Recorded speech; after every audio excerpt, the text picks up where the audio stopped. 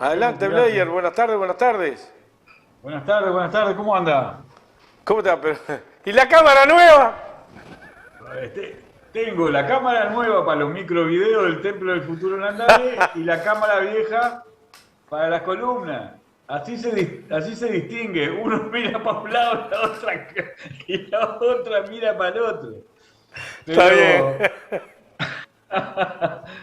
Pero, pero este, vos sabés que yo estoy por enclaustrarme de claustro, ¿no? A escribir un ensayo que se va a titular, por lo menos por ahora, ¿Cómo interpretar la crisis mundial? Me puedo meter en este lío de escribir este ensayo porque una vez conocido los resultados del Congreso del Partido Comunista Chino, las elecciones en Brasil, las elecciones de medio término en Estados Unidos, y más o menos cómo viene la cosa tendencialmente en relación a la guerra en Ucrania, y la crisis entre Rusia y la OTAN, eh, ya están los elementos principales para intentar hacer un esfuerzo prospectivo sobre cuáles pueden ser las tendencias que caractericen al mundo durante los próximos 15 años. Aunque la situación es de tanta incertidumbre, de tanta vulnerabilidad institucional global, en las instituciones globales, que puede pasar cualquier cosa. La verdad, es difícil hacer prospectiva en este momento de la historia, es decir, mirar cuáles pueden ser las tendencias de desenvolvimiento de los fenómenos principales que hacen a la vida humana en este momento. Es difícil porque hay desatadas fuerzas que actúan con una, no quiero decir irracionalmente, porque no expresa eso, ese concepto, algunas cosas, por ejemplo, el bolsonarismo, el neofascismo, eh, es irracional desde el punto de vista de los intereses de la humanidad y de los seres humanos, pero no es irracional desde el punto de vista de los intereses que defienden y de la forma que aplican para defender esos intereses. Entonces, está difícil, pero es muy, muy importante hacerlo. Y sobre todo, es muy importante, pero muy importante, eh, hacer un esfuerzo por interpretar la realidad científicamente. Te voy a poner un ejemplo, Néstor.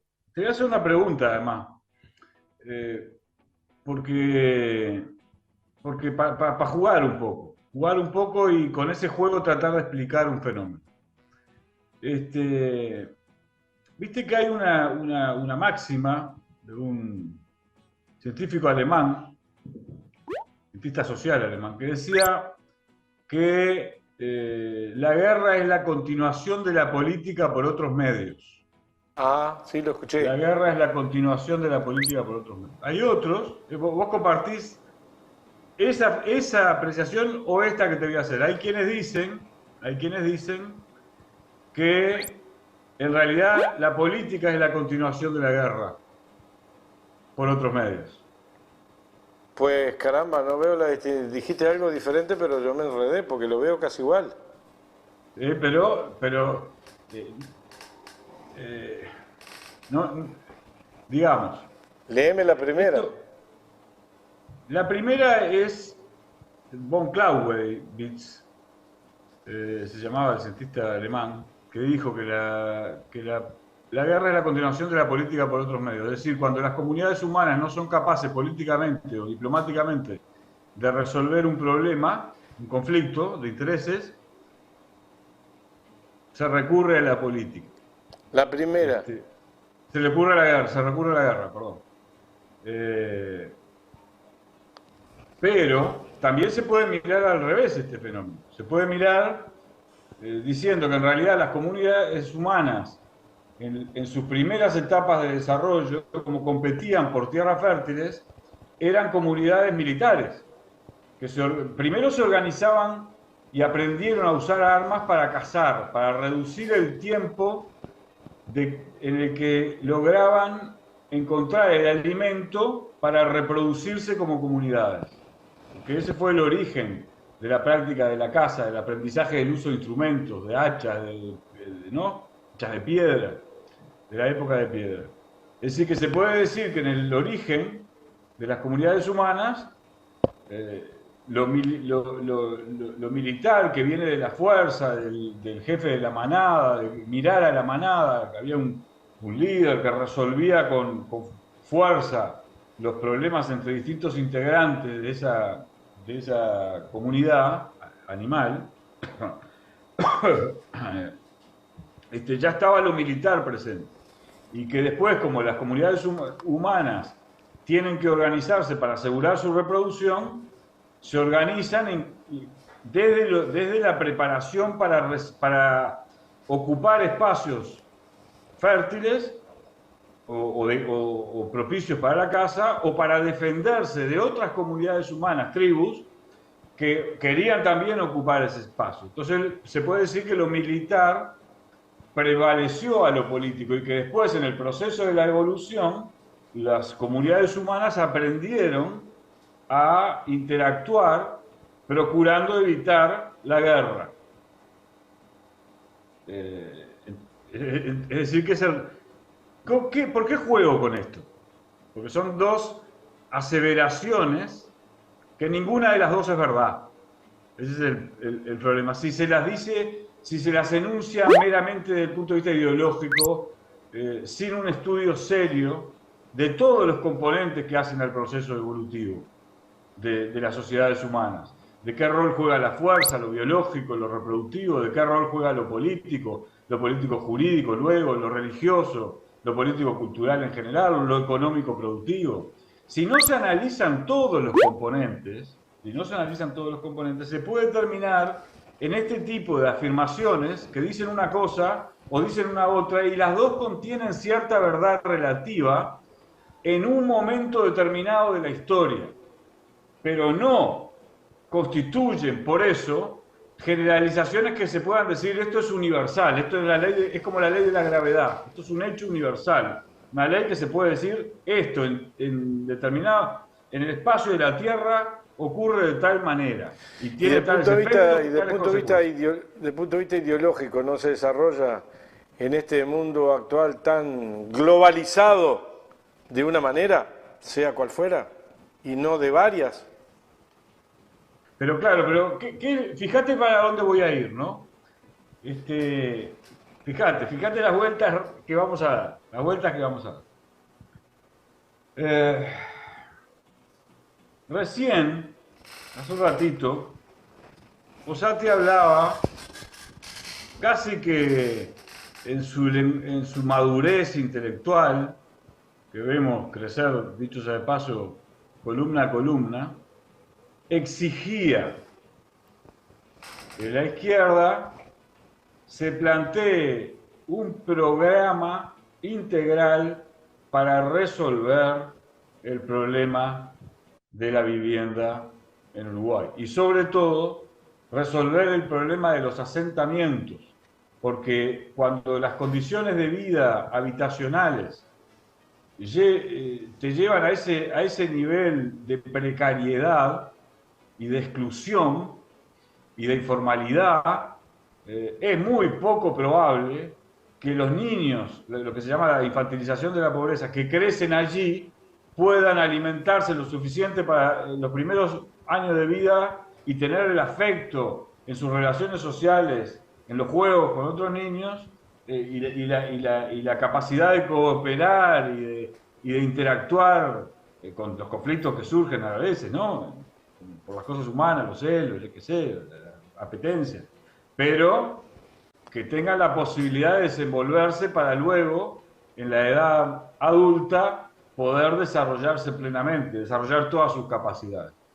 El problema habitacional el problema del empleo en primer lugar y el habitacional en segundo lugar, y la salud y la capacidad de ser asistido en el desarrollo, son temas absolutamente sustanciales. Entonces Fossati reclamaba una actitud integral, una búsqueda profunda que involucre a la sociedad, y no meramente intenciones tecnoburocráticas, siguiendo programas que siempre dependen de si hay o no recursos, y eso depende de la coyuntura histórica, de los precios de las materias primas que exportamos, cómo esté el comercio mundial, de si tenemos acceso al mercado argentino y brasileño sin restricciones para los productos manufactureros básicos, y entonces podemos desarrollar. Eso depende de variables que hacen que nunca se resuelva el problema, porque efectivamente la economía mundial del año 2008 está en un proceso complejísimo, complejísimo. La economía mundial no se ha recuperado desde el 2008 porque sigue acentuándose la especulación financiera, ya como a niveles irracionales, aunque hay gente que se enriquece con eso, ¿no? La concentración obscena de la riqueza, en fin, la falta de reglas de juego serias, reales, que consideren los intereses de la humanidad y no de grupitos de privilegio que ya los obtuvieron, ¿no? Según la apología del mercado, el mercado sin política, que nos condujo a este estado de cosas que tenemos, ¿no? Primero nos condujo a la crisis del 2008 y después a la crisis actual que tenemos. Entonces, es muy difícil establecer, dejarse simplemente, dejar la solución a un problema en una tecnoburocracia que ojo, que tiene que, desde su punto de vista, que tomar en consideración una serie de elementos que no se pueden resolver por la vía del voluntarismo, decir, bueno, esto no tenemos, no, es bastante más complejo, pero hay un conflicto entre la lógica pragmática de las tecnoburocracias y la lógica democratizadora de las relaciones sociales de los sujetos que se asocian para tratar de resolver un problema, porque observan que ese problema hace, en primer lugar, a la calidad de vida de sí mismos, pero también a la calidad de vida de la sociedad en su conjunto, si se posterga su solución. Y entonces, ¿qué pasa frente a este tipo de complejos problemas? Pasa que viene uno y dice, como verdad ideológica, esto es así, y tenemos que resolver el problema de los asentamientos. Y viene otro del otro lado y dice, tenemos que mantener la ecuación macroeconómica del déficit fiscal y la deuda externa, porque en caso contrario vamos a tener más dificultades para tener acceso a la financiación externa cuando necesitamos recursos para pagar los salarios de los docentes. Y entonces uno se pone a un lado, el otro se pone del otro, hace una afirmación categórica y no se estudia científicamente cómo mejor crear los instrumentos y las prácticas sociales y político-institucionales y político-económicas para avanzar en la democratización de las relaciones sociales. Este problema es el que lleva esta incomprensión de la sutileza dialéctica con la que hay que analizar la realidad, pararse en la realidad y tomar decisiones en esa realidad objetiva que en términos generales puede perfectamente ser interpretada, aunque la ciencia no precede a la ciencia, como decía Marx, ¿no? Sino que la ciencia intenta incrementar el conocimiento sobre determinados asuntos, mientras lo hace, a veces ocurren transformaciones, y entonces nunca es absolutamente perfecta la interpretación teórica o práctica de un asunto. Pero es mucho más saludable para el desarrollo de las sociedades, para el desarrollo del espíritu humano, hacer el esfuerzo científico por interpretar la complejidad y la realidad y luego intervenir en ella, que pararse a gritar A y el otro del lado B y el otro del lado C, sin ninguna reflexión seria, profunda, y no moralista. Yo soy el que tiene la verdad y yo soy el moral. ¿Por qué? Porque después esto termina ¿en qué termina? Fíjate dónde terminamos Esto termina hay que hacer política más de izquierda. Y los otros dicen, la política más de izquierda son voluntarismo. Entonces, unos se paran de un lado y acusan a los otros de reformistas, y los otros del otro lado acusan a los otros de revolucionarismo pequeño burgués anacrónico, y así. Y van y vienen, ¿no? Y patalean y pegan unos grititos y dicen que hay que hacer un debate ideológico y yo qué sé, y así, y meta, y vale que va, y dale que va. Y no es así, no es así. La izquierda, su sustancia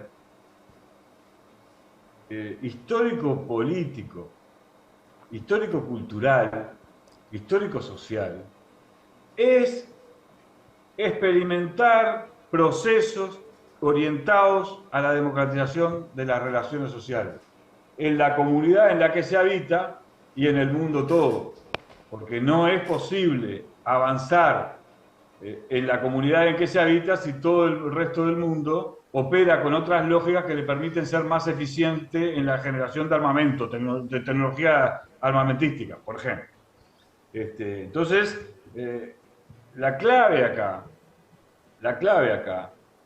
no es instalar viejos debates propios de principios del siglo, donde había una situación, durante la Primera Guerra, ¿no? En la que había una situación revolucionaria generada por la guerra interimperialista entre distintos imperialismos, y que tuvo consecuencias porque ocurrieron revoluciones, procesos independentistas, autonomistas, etcétera, etcétera, etcétera. Pero muchos de esos procesos luego se degradaron hacia... Pensá en los países árabes.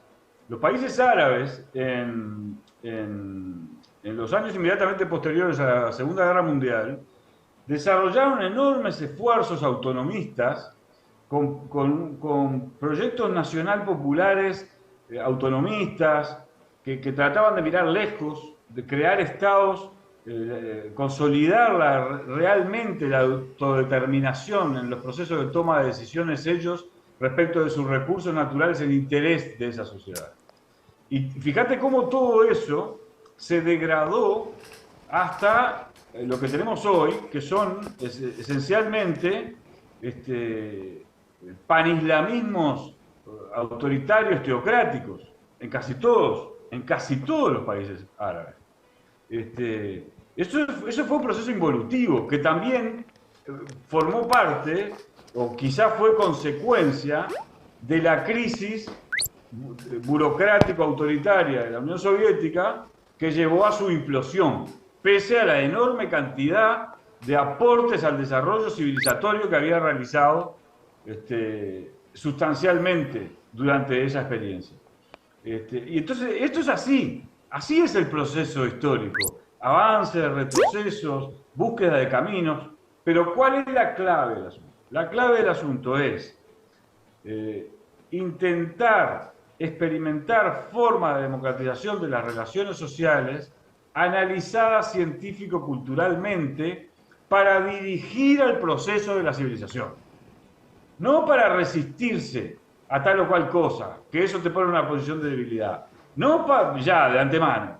No a pesar de que obviamente hay diferencias de relaciones de fuerza, ¿no? Pero la vas a reproducir eternamente si te parás en ese lugar. En lugar de pararte en el esfuerzo intelectual, teórico-político, práctico-social, por dirigir al proceso de la civilización.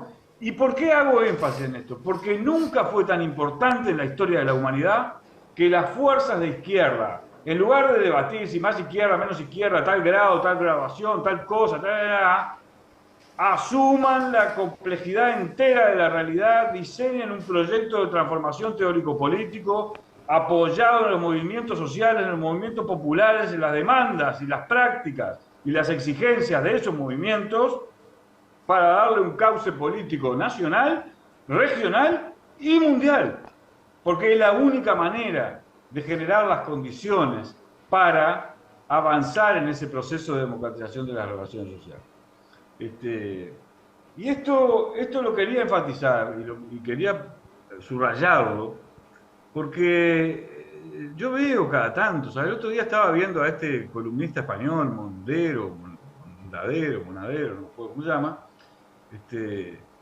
y siempre con esa cantinela, ¿no? Con la cantinela o los que critican a Lula por la amplitud de las alianzas que hizo para derrotar al neofascismo. Dice, ¿en qué mundo vive? ¿Y qué victoria han obtenido con el radicalismo verbal? ¿A dónde conduce el radicalismo verbal? El radicalismo verbal siempre ha conducido a derrotas, una tras otra. ¿Por qué? Y esto es bien importante dejarlo planteado, no sé cómo estoy de tiempo, pero por lo menos dejarlo planteado, estoy bien, dejarlo planteado, porque no se toma en consideración, entonces se parte, es como que parten de la base de que la libre voluntad de un discurso, de una narrativa radical, va a llevar a algún lado. Entonces, no, el gritito, no es así. Transformar a la sociedad viene intentándolo la humanidad desde hace 2000 años, con las primeras revueltas de los esclavos, y va a seguir intentando hasta lograrlo. Que dicho sea paso, lo va a lograr. Porque como todos los seres humanos tenemos las mismas aptitudes productivos, creativas e intelectuales, si recibimos los mismos calidad de recepción afectiva y de alimentación y de condiciones en la sociedad para desenvolvernos, entonces lo vamos a lograr. Lo va a lograr la humanidad. Pero lleva tiempo, no se hace así con eslóganes. Se hace con una práctica científico-cultural. Cuando yo digo no solamente científica, sino también cultural, y esto lo quiero dejar especificado, porque me lo han preguntado muchas veces, es que me parece que no se entiende, es porque hay una parte del desarrollo de la vida de la naturaleza que podemos investigarla científicamente. Y vaya si lo hemos hecho, y hemos avanzado en el conocimiento científico de la realidad de la naturaleza, de sus leyes de desenvolvimiento, de sus formas de desarrollo. En la sociedad humana hay algunos componentes, el componente vinculado a la producción, a la actividad, a lo que somos sustancialmente, a lo que nos constituye, que también puede analizarse científicamente. Porque es el resultado de actos orientados a reproducir nuestra vida, a reproducir la vida de las comunidades humanas, de la sociedad humana. Entonces tienen una regularidad, se puede analizar leyes, algunas que son tendenciales, pueden variar, porque se producen, por ejemplo, tecnologías que tienen efectos. Pero también en la sociedad humana está el componente de nuestra espiritualidad, lo volitivo, las decisiones que tomamos o que puede tomar un individuo y producir unos fenómenos que no son predecibles. Por ejemplo, Stalin, que aniquiló a todos los leninistas en el proceso revolucionario de la Revolución Rusa, generó las consecuencias terribles que condujeron, pese al monumental heroísmo del espíritu de esa revolución, que derrotó al nazismo, a una burocratización de la sociedad que la llevó a su implosión. Entonces, pero en lugar de Stalin, podía haber estado otro, o podría no haberse muerto Lenin y hubiera seguido conduciendo él con su sutileza dialéctica, con la comprensión de que esto no es A y B, de la verdad relativa, de las verdades absolutas, de las tendencias, con su riqueza intelectual y dialéctica, su conocimiento de la dialéctica, su estudio serio de la dialéctica, que es al fin y al cabo de lo que estoy hablando. Entonces hubiera tenido otras consecuencias, otros efectos, pese a que la revolución tuvo lugar en un país atrasado.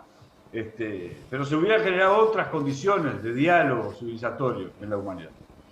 Lo cual, eso no hubiese parado la reacción, ¿no? El nazifascismo, que fue una reacción contrarrevolucionaria a esta experimentación de formas de democratización de la relación social.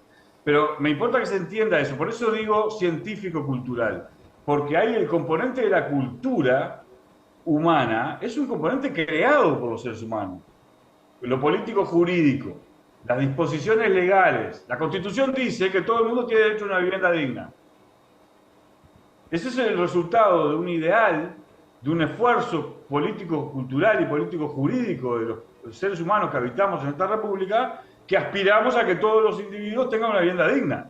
Pero luego hay que hacerlo efectivo, eso. Y para hacerlo efectivo se necesita el sujeto social, el sujeto que se involucre en la resolución de ese problema, genere los recursos, los diálogos necesarios, incluso con el mundo, para resolver ese problema, para movilizar a la sociedad, para organizar políticamente, institucionalmente, etcétera, etcétera.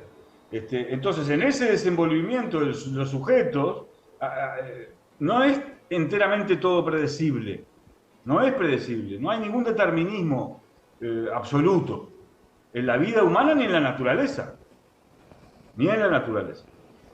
Por eso hablo de científico-cultural, pero la voluntad de desenvolverse con un esfuerzo científico-cultural que estudie científicamente los problemas para diseñar soluciones donde se está involucrado el ser humano, los sujetos sociales, los trabajadores, los productores directos, los sujetos que en cada momento histórico son capaces de representar el interés general y no actúan meramente por un interés chiquito, egoísta, de grupos de privilegios minoritarios. Todos esos sujetos sociales unidos en poder ir avanzando con mayor inteligencia, meticulosidad, rigurosidad en el proceso de democratización de las relaciones sociales. Que eso es lo que la izquierda es. Y todo aquel que se acerque a la izquierda para participar de este proceso, hay que abrazarlo, porque demuestra una sensibilidad solidaria, demuestra que no está dispuesto a dejarse arrastrar a esa porquería del arreglate como puedas, arreglate vos y que los demás se mueran todos, porque además es un ridículo vulgar, porque nadie se salva solo. Muchas gracias, Néstor. Gerardo Bleier, gracias, muchas gracias por estar, gracias por tu aporte que haces cada 15 días. La verdad, gracias, nos vemos dentro de 15 días. Cada vez es más necesario que estés vos, cada vez más necesario que te viera, cada vez más necesario que esté Andare, cada vez más necesario que haya público mirando el programa para ayudarnos entre todos a pensar. Y vaya, arriba por tu esfuerzo, arriba por tu esfuerzo y tu generosidad, nos estamos viendo. Hasta luego, vamos a una pequeña tanda y ya volvemos, estamos en Andares, en vivo y en directo para el país y el mundo.